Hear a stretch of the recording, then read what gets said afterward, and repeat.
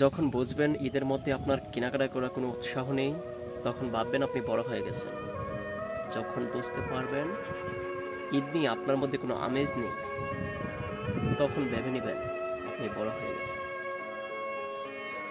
যখন সালামি পাওয়ার বদলেতে সালামি দেওয়ার সময় আসবে, তখন বুঝবেন আপনি বড় হয়ে গেছেন।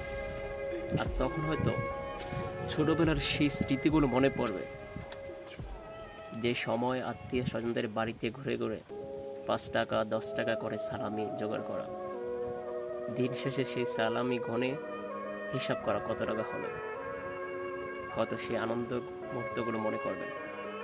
কিন্তু সেই স্মৃতিময় জীবনে আর যেতে পারবেন না। এটাই হচ্ছে ছেলেদের জীবন।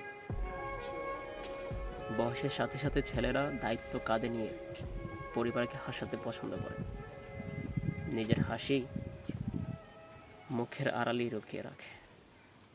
এটাই বাস্তব।